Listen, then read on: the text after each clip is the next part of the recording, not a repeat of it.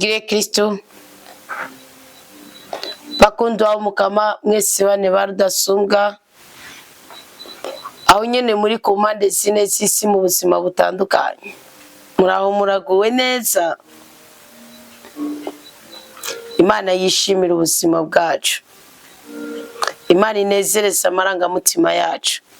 Mayikaze abari hafi yanje n'abari kure yanje, mayikaze abakunzi n'abansi, mayikaze abasenga n'abasakuza, mayikaze abahiriwe n'abagowe, mayikaze ababyaye n'abatarabyara, mayikaze abubatse n'abatarubaka, mayikaze abakijijwe n'abapagani, mayikaze abanyakuri n'abanyabinyoma, mayikaze abisobanukiwe n'abakijebajeba. Twese hamwe urukundo rw'Imana, impuhwe z'Imana, ingabirano za mutima mweranda nibize bitwegeranirize mu bumwe bw'abana b'Imana. Inyosha mbi tuzikugweko, imibabaro tuyikugweko, agahinda tugakugweko, agahimbare tugahabwe mu izina rya Yesu Kristo. Muri saa 9 turi ku gicaniro cy'ubutabazi bw'Imana ku buzima bwacu. Turateramye kugira ngo umwasi naduce mu ryahumye. Turateramye kugira ngo bushoro nashokere mu mishaha yacu. Turateramye kugira ngo umukinzi nakinde ngo byemere. Turateramye kugira ngo umwambuzi w'amahoro ntanezerwe ahubwo agira agahinda ku bwa twebwe abateramye duteramiye mu kuri kwa Bibiliya. None bakundwa b'umukama, ese mwonyakira umugisha w'Imana akaba ari utwinjiza icese muri rizamu ridasanzwe. Mwibuke ko ari izamu ryo kuguruza ikirere cyiza ku buzima bwacu. Ntabwo ari izamu ryo kugaragara nk'abapfapfa, si izamu ryo kugaragara nk'abariko baravuvudikira, ni izamu rigaragaza ubudahangarwa bw'Imana mu buzima bwa twebwe abana bamushobora byose. Ese ako kanyamuneza ukumva ko raka, ukumva ko uje gusenga ngo kugwe kwicankiro uhabwe igikundiro, ukumva ko uje gusenga ngo ukurwe mu muryano ushigwe mu muryango uri mu amahoro, kumva ko uje gusenga ngo kugwe kubugumba uje mu gishimbo cy'ababyeyi, ukumva ko uje gusenga ngo kugwe kubukene ubutunzi n'ubutungane byuzure nawe, kumva ko uje gusenga ukugwe kubugwayi bw'ubwoko bwose amagara meza abane nawe, ukumva ko uje gusenga ukugwe mu gishimbo cy'abaherewe ube mu mugwi w'abafise ubudahangarwa, ukumva ko uje gusenga ukugwe kwa magorwa n'ukugorwa ahubwo uhabwe ibyiza bikomoka ku Uwiteka, ukumva ko uje gusenga ukugwe ko amadeni n'uguherana ahubwo uhabwe ubuhesha bw'umugisha, ukumva ko uje gusenga ngureke guheranwa n'inabi, ngureke kuburagizwa ngo nuko udafise kivugira, ukumva ko uje gusenga ngukugwe kukwangirizwa, ukumva ko uje gusenga ngukugwe kwicankiro n'ukwinubwa, ukumva ko uje gusenga ngukugwe kwikibengero n'igisuzuguro, ukumva ko uje gusenga ngukugwe ko amayobera.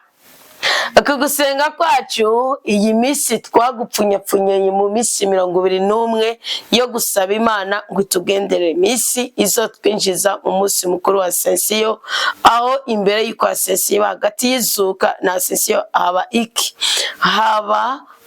ibonekerwa ry'abafise umutima unyotewe Imana, kandi abose beranda ahubwo n'abanyotewe ubweranda, abose abadacumura ahubwo n'ababazwa n'ibicumuro bigundaniye muri bo, abose abatunzi ahubwo n'abakene barimwo, aho abose abakatolika n'abapenekoti n'abangirikani, abose abanyamihari n'abasamuvuma barimwo nabo.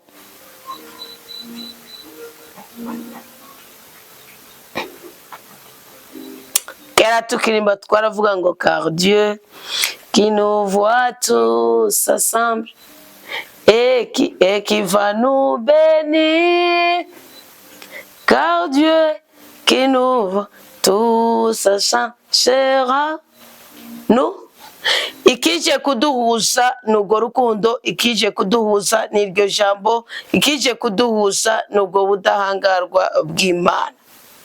Mwumve ko atawukomeye gusumba uwundi, ahubwo ko ibikomere by'umutima wawe ari byo bishobora kugutuma wisuzuguza, bikanka yuko uwo musozi uherwa ku butabazi.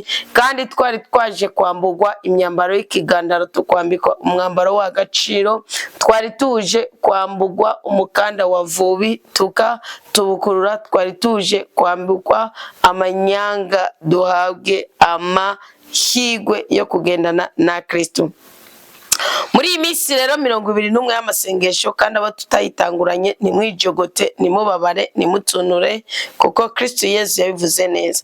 Yaravuze ngo abatanguye saa 11 z'ubuca, n'abaje saa 3, n'abaje saa 6, n'abaje saa 9, n'abaje saa 12, ngo bose bahembwa kumwe. Kubera iki? Umukozi wese abegwa n'impembo, kandi iyo Imana iguhembye, iguhemba selon tes besoins.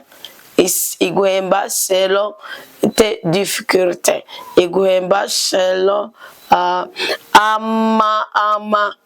ibyo wipfuza, ibyo ukeneye n'ibyo iguhemba. Ni ukuvuga bisigura ngo n'ubu utanguye gusenga ku munsi wa 14, nkaba natanguye ku munsi wa mbere, je nasaba Imana amafaranga, nawe uje usaba Imana urubyaro. None wumva yo kiri kwima ngo ni kubera ngo je ngo natanguye kare ntarangwa amafaranga? No, ahubwo ukwemera kwanje, ukwisigira kwanje, nibyo bituma Imana imuza n'icyo ndayisabye vuba bwango. Mwizamu rya saa 6 y'ijoro, hagati ya ku gicaniro cya saa 6 z'ijoro, hagati ya izamu ryo hagati ya saa 6 na saa 9, izamu rya mbere ryo kuri uyu munsi, twabonye igicaniro cyo kwihamagarira ko imigisha yose yagenewe abana b'Imana. Sibyo, tukitandukanya n'imikoshi ikomoka kuba tubaha Imana. Umuntu wese tubaha Imana bashobora kuguteza impanuka, kuko agakosa kose ukoze nawe kaba gatoyi ntabwo akwihanganira. Uwo muntu rero ni uwo kwiyubara.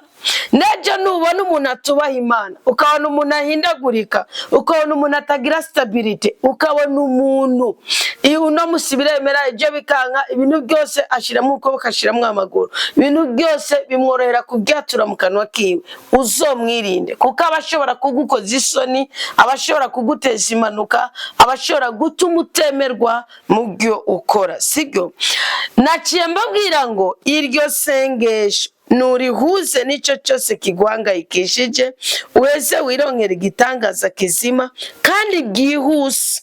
Niwaba wemera ko Imana ikiri ya yindi dukorera ibitangaza, mu izina rya Yesu Kristo yazutse, mu izina rya Yesu Kristo, umwami, umukiza n'umucunguzi w'ubuzima bwacu.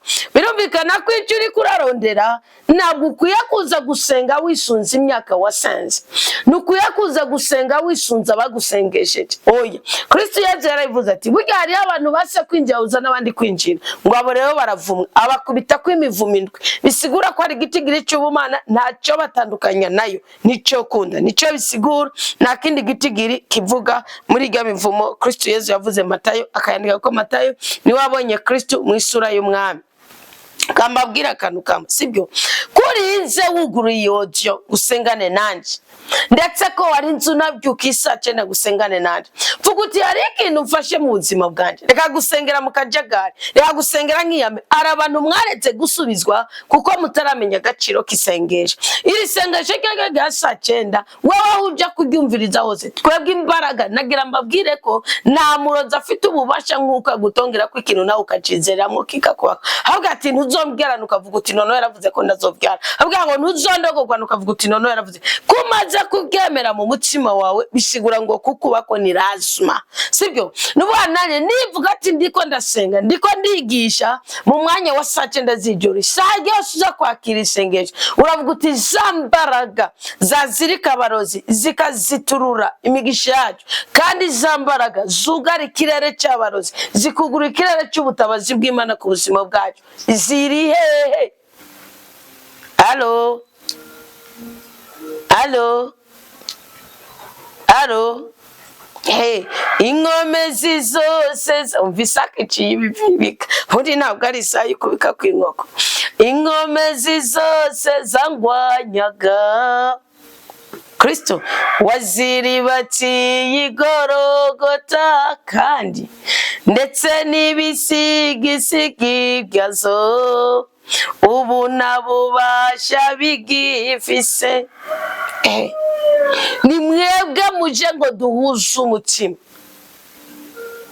muze mwese abemera ko Kristo ari ingabo zitugwanira, haba mu gitondo no mwijoro twese tuvuge tuti shimwa mukisha imigambi yawe si nk'iy'abantu, imbaraga zawe si nk'izabo, ibidashobokeye abana b'abantu imbere yawe birashoboka. Reka mbabwire, ushobora kuba utunujwe n'ikintu runaka today, ushobora kuba ubabajwe n'icyo utaragera ko ugomba kukigera ku uyu munsi, ariko hari ibanga ngomba kukwibira.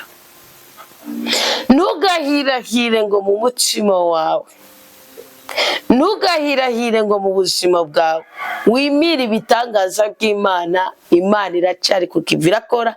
Yarirahiye yonyine ngo yari yabuze n'umwe yuraye. Nta Burayimu, nta Isake, nta Yakobo, nta Musa, nta Yozefu, nta Elisa, nta Eliya, nta Pawulo. Yari yabuze n'umwe yurahira mu bamarayika, mu baremwe, mu bapfuye. Yari kunazura umuntu avuga ati ndakuzura mu gubishingina. Irirahira yonyine. Iracyari Imana ikora ibitangaza, iracyari Imana ikora ibisuzuguriro, iracyari Imana itabara, iracyari Imana idusanga mu makuba niyo twacecetse tukiyakira. Ayo mavesi muri ko murayakura he? Uyu munsi rero w'13, umunsi w'13 twasengeye imiryango yacu, ariko uyu munsi w'14 kugira ngo Imana ishobore kutugendera turabwirizwa kugira umutima wagutse ukwigwamwo abandi bose. Nusengera abo musengana, nusengera abo musangira, nusengera abo musomana, nusengere abo mugirane musakuzanye. Yarugira impinduka ukibuka abo mwasangiriga. Sabo gusa, gira umutima wagutse ukwigwamwo abandi, umenye ukuri, uhinduke uwidegembye, ubu umugabo w'intwari, ubu umugore mutima w'urugo, ubu umukobwa yisobanuke, umuhungu w'intwari. Sibyo, umunsi wa 14 ni gusengera abandi bantu bose. Iyo tuvuga gusengera abandi bantu bose, mwibuke mu gusengera abacu nababwiye ubujede bw'amasengesho. Ntabwo amasengesho ari Uwiteka nyagora ku ngoma, bamaze kuboroka ngo Uwiteka nyagora ku ngoma. Nababwiye uko umugabo yitwa Sawuli kugira ngo impano y'Imana, nawe babwiye aje ku munsi w'13 ujya gusengera imiryango yacu. Rekura Imana iri muri we wigaragare. Reka kugomba kuba uko nyoko yabayeho, reka kugomba kuba uko so yabayeho. Reka muziko ari abagabo musavuga ati nzamudiya na data yaradiya mama, niyo mpamvu mama atigeze aturugo kandi yatwitwararitse. Indakubwiye ko umukobwa wubaka bitwama ngo yubake.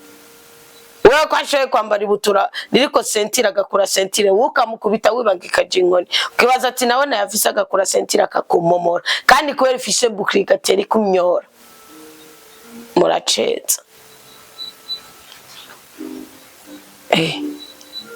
Mase yakarasi yakirikaraho mu rutaro uyu munsi. Aho gusaba kumenya ubugome badata bakora. Mugari ibanga burya ndababwira. Uyu munsi amadini aragwiriye, kera nta madini yarahari. Kandi kiranga yarasengwa koko. Mugabantu bari bafishe ubuntu. Nta mugabo yabauka ku mugaragaro ngo agira hari ku mugore we ngo ntagomba bimenye. Yapfuma yangara akarondera amasho, akarondera amatungo hari yahakurya, akangara. Mugo uyu munsi ninde yabateye ijeke, ninde yabahaye umubirizi wo gukora icyaha. Ta mwana w'umukobwa yubahuka ngo ashinyaguza ahantu harise. Mugo uyu munsi barahangana umwe akicara iburyo uwundi bubafu bari mu kabare kandi atari uri karagurira uwundi. Nta mugore yubahuka guhangara umukwe mu maso. Uyu munsi ahubwo aragutongoza ukemera no umukwe wawe. Mugamadini murayujuje. Asumba ubarekera utubyiniro nitwo twari twishe. None ko hano hose wasanga impeke, wasanga ugwagwa, wasanga ibiyeri. Ariko today none uko murushirizaho gusenga no kugwiza amadini niko murushirizaho kuba ibigugu, niko murushirizaho gutakaza Imana, niko murushirizaho kwimika icyubahiro cyanyu, niko murushirizaho kwimika ubwenge bwanyu. Burakeye kabiri tubirabe. Turi muri course avomarke niyo turimo, pre irageze, reka turindire go turabe. Sawuli mu kugamurukira sakajana n'umusuku ntiyavuze ngo hariho abakuru banje ngo nibagende ngo je ngo nta misozi nja kurira. Mu kugamurukira sakajana n'umusuku kurondera indogobwe yatakaye, yaherewe impano, yasigiwe amavuta, yamenye icyo Imana yari yarahishije mu buzima bwiwe.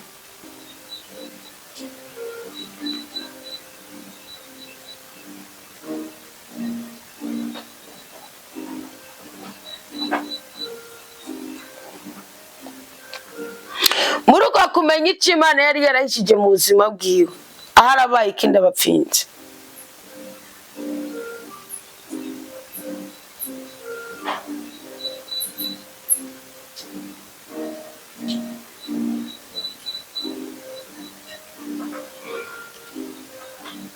Yabaye umwami w'Isirayeli, nabwo warisuzugura ati umuryango wa data ni wo muto, ni umubenyamini, ni wo muto muri bande, muri bene Isirayeli, muri bene Yakobo. Dawudi kubika umubabaro ku Mana avuga ati mawe nawe yantaye, yasamiye mu byaha, data nawe yantereye ku birenge byawe, nagumye niteze kugira neza kwawe nkiri kuri isi y'abazima. Birangira abaye umwami kandi azotabara umuryango we, agatabara igihugu cye kubera kwihangana. Icya gatatu ukumenya kuvuga. Bwo n'uburyo butamenyerewe bwo gusenga tugiye kugira ni gusengeramo. Ndaje kubabwira ubwa kane buza kudufasha kugira gusengera abantu bose, kuko uburyo bwa kane nje kubabwira n'uyu munsi w'14 w'amasengesho, gusengera abandi bantu bose. Tushobora gusengera abandi bantu bose udafise umutima wo gutsukirwamwe abandi, utaramenya ryahame ry'uko icyo ushaka ko abantu bagukorera kibakorere nawe. Nimba woryoherwa bakwambitse neza mbika abandi, nimba woryoherwa baguha icyubahiro ugiha abandi, nimba woryoherwa batakurenganije reka kurenganya abandi, nimba woryoherwa bakwihanganiye bakakubabarira babarira abandi. Umukama Yesu ndamukunda, yatuzaniye ibintu bidasanzwe. Matayo nawe mu kubyandika aravuga ati aho singiye amasisi njyana agiye kubyandika. Matayo 6 yaravuze igisabisho mwama amuvuga, mugabo karaba ninde muntu uvuga iki gisabisho agakomeza akagorwa, agakomeza akamaramara, agakomeza agasuzugurika, ngo dawe wa twese ubyagiye mu ijuru, izina ryawe niryubahwe, ubwami bwawe nibutse, ibyo ushaka bibe ku isi nk'uko biba mu ijuru. Uduhe ibyo kurya bidukwiye umunsi, uturekurire ibicumuro byacu nk'uko natwebwe tubirekuriye abatugiriye nabi, ntuduterane n'ibitwosha nabi, ariko dukiza kabi. Amen. Mbabwije ukuri, kuvuga iri sengesho ugasambana 2 3 bikakwemerera, ubu uri umugome kandi ubu uri indyarya, ubu uri urunyoro ry'umubiri wawe utabizi. One day zizoseseka ngo umurozi ni we yamuroze yaciye. Kuvuga iri sengesho ukongera ukarya uwufise mu nzu, kuvuga iri sengesho ukongera ukagaragara nk'umunyamujinya, kuvuga iri sengesho ukima amazi uyagusabye uyafise, kuvuga iri sengesho ukaroga ukaraguza, kuvuga iri sengesho ugasambana ukisambanya, kuvuga iri sengesho ugasakuza ukabesha, kuvuga iri sengesho ukiba, ubu uri nk'umutezi w'imini, uri umutezi w'imini, ayitega akayitega nahagiye guca ubwiyo. Iyo tuvuga ngo izina ry'Imana ni ryubawe, ryubawe nande? Ryubawe mu biki? Ryubawe n'umunyenzigo, ryubawe n'umunyeshari, ryubawe n'umuntu atarisobanukiwe, ni ryubawe mukuru acavuga ngo kuko utamara ubwira abandi babyara, ndabaroga nanjye ndongo ndatamba igitambo nanjye ndongo umwana wakigoryewe. Haraba muzotamba nibatambika igihe cyuko ari mwe mwitamba kirabageranye. izina ry'Imana ryubahwa n'uwo wese afise umutima ukunda ubutungane. Uwo wese afise umutima ukunda ukuri niwe yubaha izina ry'Imana. Timusuye guhiga ibindi bintu bibigurura ikirere cyiza. Umukozi w'Imana ngo ndatura muge byitizeye kandi ibyo wizere ku bugome ntibikubako. Kandi Imana irakomeza iguteza inyatsi byacu mu bitange. Mugabe icyo nkundira Imana, umunsi wahindutse imigisha wizoza ari robine, kuko umugisha wawe umuntu ntiwibwa, urafukegwa byonyine. Ubwami bwawe nibutse bushikire muri iyo nzigo yawe ujuje, muri ubwo bwibone bwawe ugendana, muri ayo manyanga yawe bushikire. Ubwami bw'Imana buze bushikire, bushikire mu mutima utarisobanukirwa, bushikire mu mutima uri mwakajagari, bushikire mu mutima uri mwamaganya, uri mwagahinda.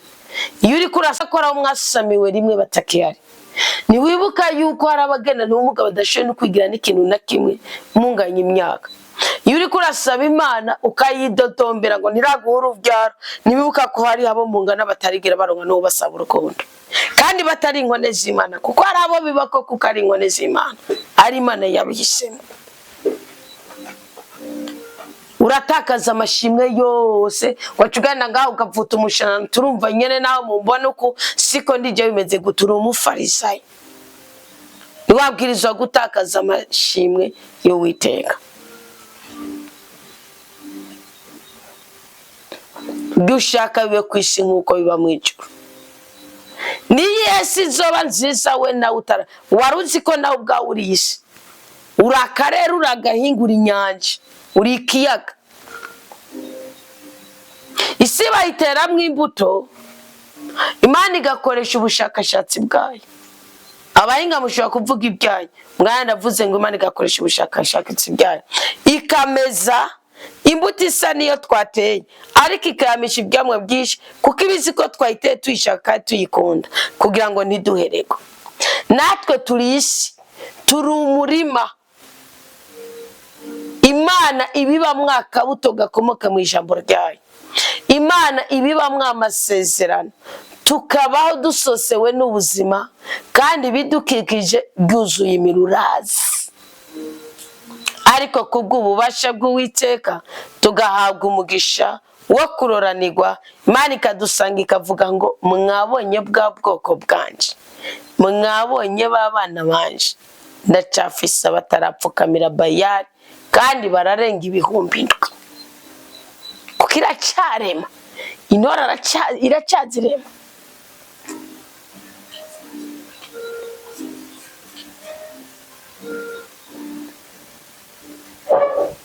Ibyo ushaka nibibe ku isi nkuko biba mu ijuru. Baza wemera ubugombe bw'Imana, kandi kwemera ubugombe bw'Imana si kwigira ikivumvu. Isaka yarimeye ubugombe bw'Imana, umuvumo igisokuru kw'ibici ubugumba kiramwerekeza.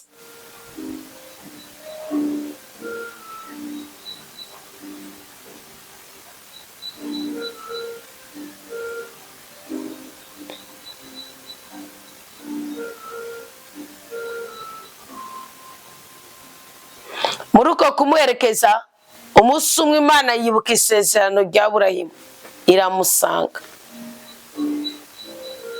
iramukangura imuha urubyaro.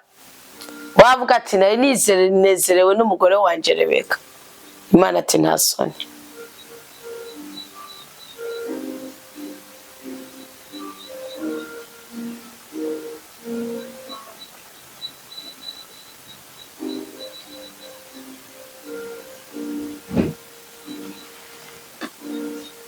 Imana se umwami wacu Yesu Kristo, gishaka nibyo bikwiye kuba mu buzima bwacu gusumba ibyo duhanamo, ibyo turarikiye. Uduha ibyo kurya bidukwiye umunsi. Iyo umaze kugira isengesho mu mutima wawe, ntabwo ushobora kwanga kugaburira uwundi ngo ni kubera ejo hazoza. Ntushobora kwanga kwambika uwundi ngo ni kubera ejo hazoza. ntushobora kwanga kugira neza uwundi ngo niko ejo hazoza. Karatsinda iyo utanze ubw'Imana ngo ngiki ngo ngiki cakinogo ngo wa mufuko wo gushira. Duha ibyo kurya bidukwiye umunsi. Tushobora kuba ubayeho mu buzima bunyuzwe ngo rirega ata muntu uhesheje umugisha kandi ubishoboye. Ndabashimiye mwebwe mufise ihame yuko mutazongera kuryaganya Imana. Imana yongirira neza igasukura amayira yanyu mugahorana amahirwe yo kuba mu masezerano y'Imana ku buzima bwanyu.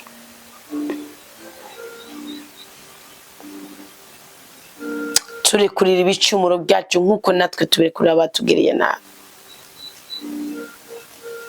Ntukabura ubuhamya bw'umuntu wababariye, ntukabura ubuhamya bw'umuntu wagiriye neza, ntukabura ubuhamya bw'umuntu wihanganiye, ntukabura ubuhamya bw'umuntu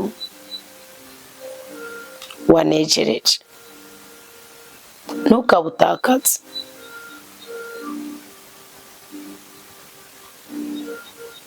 Ntukabutakaze. Ubuhamya, intahe.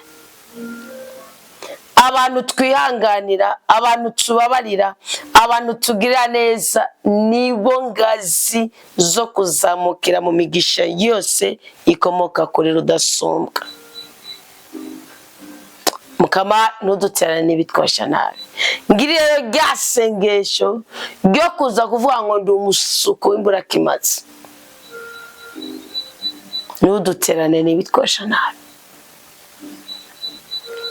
Amashure yawe, ubutunzi bwawe, amafaranga yawe, Imana itakurinje nibyo byo kwihambira. Kujya kumuduga n'imborego. Imana itakurinze ari ukwiyicira ari we wawugutse. Kujya ko umugore atubaha Imana ari wakwikurira kwa gahuza ari we wamwikoreye kwa mwirongorera. Niko n'ubutunzi mufise ibyo mwishimirije nimutabirondeza abandi. Kristo yavuze ngo amatungo adatunganye nimuyarondeza abaganzi, nimutabirondeza abandi ihibambeho. Kiri sengesho ryo kukugura ikirere cyiza. Ntuduterane n'ibitwosha nabi. Ibikubwira ngo uri umukobwa mwiza agenda gusa bwicecekere. Ibikubwira ngo uri umugore mwiza waribwe. Ega hari abagore mwasenze umugabo akiza gukoresha ntiwabona ubugufi bwiwe, ntiwabona intege nke ziwe. Uraca kabiri aragutotaza mu buryo butandukanye nashimye kuvugira muri Zaburi ya 9. Kumbure nzobivuga ndiko ndigisha abagabo n'abagore. Uraca kabiri aragutotaza. Icyabaye ntigiki. Wiyumva ibiro, wiyumva grade. Uhabwa adresse. Usikara wavuga ngo bugerega naribwe. Hari abagabo muzi ko mwibwe, hari abagore muzi ko mwibwe, murabangushe. Tugafate icyaguteye iteka, icyaguhinduriye izina ngo wigere ugisuzugura n'umunsi n'umwe. Nibyo nkunda kubabwira n'abagabo mwananiranye, n'abo bagore mwananiranye. Nimukabasuzugure muzi ko akabuto kanyu kagiye muri bo kakazana abasore n'abigeme. Uko uba wapfuye ubaha n'uwakunaniye mu gatandukana. Wapfuye ntudiringa nawe. Bitaruka ibyo uri kurakora byose n'ubuyobe ku buzima bwawe. Ntuduterane n'ibitwosha nabi. Mwabakobwa mwe hari amaformire, hari inkweto muri ko murambika ibirenge byanyu. Kandi kizotuma mweregwa mukinjira mu rukundo mukarubyaza umusaruro, mukinjira mu rugo mukagwerera. Mukinjira muri business gakunda, mukiga amashure mukabyaza umusaruro ko arabayiza atacu yabamariye. Niki ngo niko dateranwa n'inyoshambi, ni guhora mu itegeko ry'Uwiteka, ni guhora n'ubutungane ndetse n'ubutonganuke bw'umutima. Namba hari ikindi Imana yavuze ku buzima bwawe ikavuga ngo nugira ukugira iki, nunyumvira urahezagirwa, nyumvira uravuma, uzomenye ko ari olinga te bitegereza koko bako.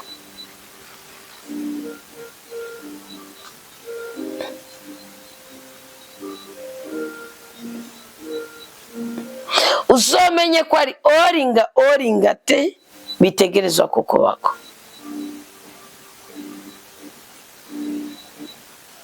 Uzomenye ko biri ngombwa.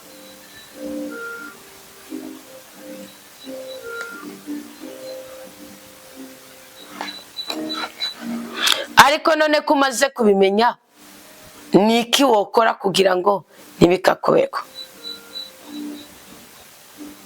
Hora n'umutima uciye bugufi, iyamara udukije akabi mukama. Hora n'umutima uciye bugufi. Mwene Sirake niwe yavuze ngo kakujya kw'amazi azimya umuriro, ngo niko n'icyo uhaye umunkoro, imbabazi uhaye umunyabyaha, inkomezi uhereje umunyantege nkeya, ngo zishobora gukura ibicumuro byawe byose. Uko Imana ibikora sinkuzi, ngemera uko Bibiliya ibivuga. Ariko ndazi ko guhezagirwa n'umuntu wihanganiye cyangwa wababariye bizana akanyamuneza ku buzima bwawe. Ngaka gaciro ko kugira umutima wagutse ukwigwamwo abandi. Kandi uwo mutima wagutse ukwigwamwo abandi ni wo Kristo yagaragaje mu kudupfira. Uwo mutima wagutse ukwigwamwo abandi ni wo tubwirizwa kugaragaza. Hari igihe bitazoba ngombwa ko dukubita cyangwa tuvume. Hari igihe bitazoba ngombwa ko twumviriza ingingo ya sentare, bikaba ngombwa ko twumviriza. Mbega niki cyateje amahane hagati y'umugabo n'umugore? Mbega ko Adamu atajya mu kabare, atabandi baganira? Niki cyatumye Adamu aba kure ya Eva gushikaho Eva aganira n'inzoka? Umwana w'umuntu n'ikindi kintu. Tuzokwigere 100% ushira umutima ku mvugo y'umwana w'umuntu canke ku ngiro y'umwana w'umuntu, ariko nushira umutima wo kwitegeko ry'Uwiteka. Niyo mpamvu bamuhanura babwira ibyanditswe byeranda, abo mwigisha babwira ibyanditswe byeranda. Uko niko muzoba muri ko muragira umutima wagutse ukwigwamwo abandi. N'abakatolika n'abapentekoti n'abangirikani bazoba kivuga ngo mfise ijambo kubera kinakiriye, ahubwo tuzoba dufise ijambo kubera nyene ijambo. Ngaka gaciro kurukiza ruba muri twebwe nuko tugira umutima wagutse ukwigwamwo abandi. Bibiliya iriko iravuga mu gitabo cy'Abaheburayo 2 avuze ngo nico gituma dutegerezwa kurushirizaho kwihambirira ku byo twumvise. Biravugwa bigaca inyuma y'amatwi yawe. Nta na kimwe usigarana mugabe jo ngo our God in heaven, our Father in heaven. Urashaka bihererese, urakanya akajagari kawukazane no mu bwami bw'ijuru. Teri intambwe wisobanukirwe papa. Nico gituma dutegerezwa kurushirizaho kwihambira ku byo twumvise, twoye kujana nyabahururu muri guhurudukira hebane beza. Kwica Imana yakugeneye atawukikwiba kizagusanga aho urutuje. Ngo Sara Tobito yasanze Sara ari muri Sara yo hejuru yo kwiyahuriramo. Mwuka w'Imana uramubwira ngo manuka. Tobito mutima mwana aramubwira ngo kikama. Agiye guhura n'umugabo wiwe atazohwera agira mwabire. Mwibuke ko hari bihangangirwa byarawereye bigira bimwabire. Iyo nyungu amwisi y'umwuka ni muriko murayikorerako. Muriko murakorera ku tuntu tugaragara. Muriko murakorera ku maetaje yubatswe. Muriko murakorera ku matayi. Muriko murakorera ku miduga igaragara. Muriko murakorera ku bwoko. Muriko murakorera ku masura. Mwaratakaje ihame. Kristo Yesu yasize agapfindo mu Bayuda, ntiyoreka kugagushira mwowe muntu muto. Yabwiye ngo ngiki kizoba intsinzi. Barazempera avuga ati tubigenze gute none? Leka kujana nyabahururu. Iteka n'ikibaro by'Uwiteka biganze mu buzima bwacu. Ngo ngako ijambo ryavuzwe n'abamarayika n'iryaba ryaremewe, kandi uwurirenze wese ntaryumvire. Niyabahanwa ibikwiye, tweho tuzokwikiza duti nitwafata minenerwe ubukiriro bungana butyo.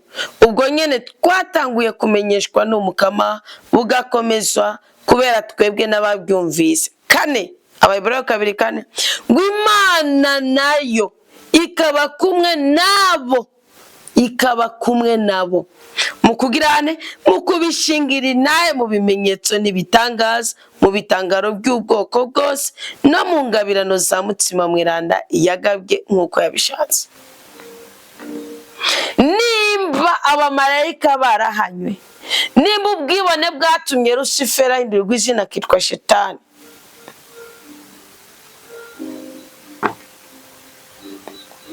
nimba babishingira inaye Imana ibashigikira, nagira mbabwire ko Imana igikora ibitangaza na nshuti. Imana iracyakora ibitangaza. Imana iraciyereka abana bayo. Imana iracyagaragaza ububasha bwayo kuri twebwe. Imana iracyarinda abayitunganiye, abayitabatse. Iki gitondo, uyu munsi wa kane ni umunsi w'ibitangaza. Uyu munsi wa kane ni umunsi wo kubona ikintu gishasha, ni umunsi wo kubona Kristo mu yindi sura. Gira urukundo.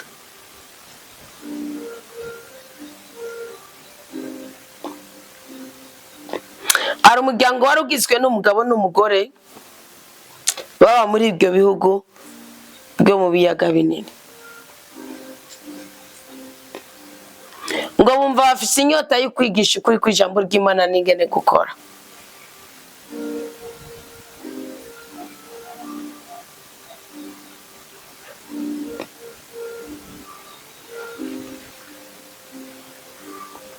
Umunsi umwe baje aho bigisha Kristo Yesu, bashaka kuja kwigisha mu Buhindi.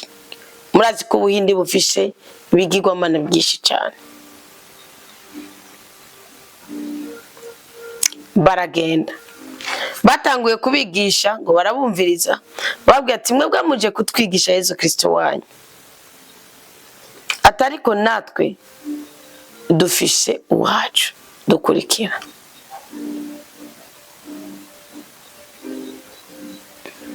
Ati gumana Yesu wanyu natwe tugumane uwo dusenga. Ati mwebwe ubwa mbere iyo muri ko murasenga mukavuga ngo murisonzesheje, murya imikate, mukanywa ibyayi, mukanywa amata, mugabo twebwe nta kintu na kimwe turya. Ati iyo muri ko murasenga mukomeza kwambara neza, mukerekana ubuzima bwanyu. Ati ariko twebwe igihe cyacu cyo gusenga turasenga dukoma induru, imishatsi yacu twayiziritse ku biti, nta gahengwe tuba dufise. Ati mwebwe mufise basenga bose n'abanyamanyanga, baraborekwa, barasambana, baraharika, babikorera ku mugaragaro, bavuga nabi. None muratwigisha gukurikira mwebwe duhebe umwami wacu atuma tugira ubuntu buzima. Umugabo n'umugore barabana terega koko nibyo. Barabyo ba Kristo, Christianisme bafishe, basanga n'ari bake bafise ingeso mbi nta ngeso nziza bafishe. Bafise amacakubiri, bafise utudumbidumbi, bafise kutitanaho, bafise kurabana nabi, bafise guharika, bafise gusambana, bafise kuboregwa. Asanga hamwe kwisonzesha, uwitwa ngo aragerageje akora amasaha 3 4 5, agerageje niyanye breakfast, mugabo lunch niyo njana. Mu gatondo naretse saa sita nibyoreka. Avuga ati nakundi. Bamara nk'imyaka 2 3 barisubirira iwabo. Bumva barababaye kuko nta camwa bari bafise. Mugabo iyo nyota Imana nti yayigisha. Bageze iwabo, icyo bakoze ni igiki, bajya mu masengesho y'abandi. Haza umukozi w'Imana aravuga ngo asengera mu ijambo, avuga ngo Yesu nuko wamye ni kuri n'uyu munsi ngo uracakora ibitangaza ngo ndasi ibimuga biguma biza gusegereza ngaha ngo ibisore bifise inguvu nk'izi ngo ndapfutse mu izina rya Yesu Kristo nibahaguruke bagende gukora kandi bazobera umugisha benshi. Ikimuga cari gihari ngo kirahaguruka avuga ati bwa undi hamwe twari mu Buhindi burya twabuze ukugene tubabwira ngo Yezu aracakora basaba kora ibitangaza n'ibitangaza. Umva barababaye baca barataye muhira umugabo acabwira umugore ati twisonzesha iminsi 3 atakintu na kimwe turya gushikaho duhabwa zijya ngomezi zijya mbaraga zo guhagurutsa abamugaye. Barisonzesha umunsi ugira 3 Kristo ntigeze yabiyereka mutima mwenda ntibamwumva umugabo arisonzesha umunsi ugira 3 umugabo ati genda utegura utwo turya ntidupfume dupfa umugabo Imana yase ko twiyereka. Umugore ari mu gikoni umugabo arasenga atari kugayeza iminsi 3 tugira turya nyene tutakubonye turya tutabonye isura yawe tutabonye n'ijambo ryawe tutabonye natwiyereka. Kristo yeza aramwireka mu yindi sura amwiyereka aruhindura imikate amwiyereka aruzana akanyamuneza amwiyereka mu muco mwishi cyane. Nico kimenyetso cyuko Imana iguhaye inkomezi zo gukushaka amazi yo kunwa mu yamohe ushaka umukate mu ufisi mu ushaka umunezero mu kandi tureke guhindagurika ntihakagira umworo wirengagiza ntihakagira ubwira ngo genda nzoguhejo ntihakagira ideni ry'umuntu urarana kandi uyafise. Imana tubabarira aho twayararanye ariko Pawulo ariko aravuga mu gihone cya 13 yaravuze ngo urukundo ruragahoraho ntimwibagire kugira neza ngo kuko bamwe bagize batyo basanga bahaye indara abamarayika. Ntimwibagire kugira neza abashitsi ni bande ni bamwe utari witeze mu bwenge bwawe ni bimwe bije nka surprise. Bamwe bagize batyo basanga bahaye indaro abamarayika batabizi nawe wakira ijambo rikuguye ko giturumbuka gwibona ariza muri groupe sibyo wari witeze gwibona umuntu ari kurungikira sibyo wari witeze ragucubisha inyakare ngo nkura muri iyo groupe. Icyo wakiriye n'ubutabazi kuri wewe. Biravuga ngo nimwibuka baboshwe nkaho mwoba mubohanywe nabo nimwibuke abagirirwa nabi kuko namwe mufise umubiri. Umubano wababiranye ni wubahwe na bose uburyamo bwabo buzira umwanda kuko Imana izocira urubanza abasambanyi n'abarenga ibigo. Mu migenzo yanyu nimugire umwina w'amahera munezerezwe n'ibyo mufise kuko Imana yonyene yavuze iti sinzokwigera ndaguheba kandi sinzokwigera ndakwirengagiza. Imana iduhe umugisha. Imana ntizigera iduheba kandi ntizigera itwirengagiza. Mwirinde umwina w'amafaranga muyasangire na bene wanyu mutunga umutima unyuzwe. Muraba baboshwe nkuko mwa mubohanywe nawo muraba abagwaye nkuko namwe mwa mugwaye murabe abagowe nkuko namwe mufise umubiri kandi iyi si mutamaze kuyigarurira. Mugira urukundo kandi urukundo ruhore mu mitima yanyu. Ntimwibagire kugira neza abashitsi abo utari witeze. Ntiwaruzi ko musangira saa sita ntiwaruzi ko baja kugusaba ration ntiwaruzi ko baja kugira amakuba bafise abo ntukigere ubirengagiza niko Pawulo yavuze. Were ubifashe nkama umwundire dusangira isengesho ry'umwanya mutoyi kandi wizere ko Imana mushobora byose hari ikigiye gukorera ubuzima bwacu tubone kweregwa mu byo tubayemwo twese. Rugira byose niwe yandemye mwishusho yiwe yandemye ndumuntu ibintuze niwe yabiremye nahimbawe ndi umwana w'Imana nahezagirwe umukama Imana dahengeshanya kuduhezagira niwe twese tweza amaso ibyo dukorera abisize ubwenge. Dawa twese ubyagiye mu ijuru ariteka udute twebwe abana bawe turakuninashiraho n'imitima yacu yose n'ubwenge bwacu bwose kubw'iki cyiza dukoreye muri iri zamu ryo hagati ya saa 9 na saa 12 mu kutwigisha kugira umutima wagutse ukwigwamwo abandi, kandi tukamenya ko ibyo twigishijwe ari wowe ugiye kuberekeresha ibimenyetso n'ibitangaza, ukadukura ku cavu ukadushira ku cata, ukadukura mu mibabaro ukadushira mu munezero. Urakoze kutwigisha uburyo bwiza bwo gusenga tugahabwa imigisha yose yagenewe abana b'Imana. Urakoze mwami w'abami, urakoze muziranenge, urakoze mushobora byose, urakoze nye n'ubutungane, urakoze nye n'ijuru n'isi, kuko ibyo byose byasamaza ubuzima bwacu ugiye kubidukurako mu izina rya Yesu Kristo turahiriwe cyane. None rose Mukama turagusabye urukundo, turagusabye kutirengagiza iby'ineza, kuko Burayimu yabikoze akakira abashitsi kumbe yakiriye kija kumufasha kwinjira mu isezerano ryiwe iry'inava. Turagusabye umutima w'ikigongwe tubabarane n'abababaye nk'uko umenga natwe twoba turi kumwe. Turagusabye umutima w'ineza kugira ngo abari mu mpimba tubiteho nawe biduhera umugisha. Turagusabye umutima w'ubwiza kugira ngo ubwizigirwa bwawe budushireko, maze utubitse ubutunzi bwawe natwe tubukoreshe nk'uko bishaka. Turakuramvuriye kwa maboko nyaguhora ku ngoma, turagusezeraniye ngo nudukura kw'ikirere kibi ukuguruza imigisha yacu ku buzima bwacu, tukaronka ibyo tugusaba, tukaronka ibyo twiha n'ibyo duha abandi, ntituzigera tukuryaryanya.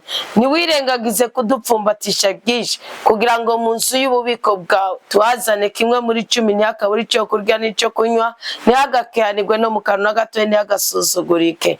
Kandi ntiwirengagize kuduha byinshi kugira ngo abapfunzwe bamenye ko watugiriye neza, ababoshwe babonye ko watugiriye neza, ke sociale imenye yuko hari abana b'Imana bahujwe n'ukuri kwa Bibiliya.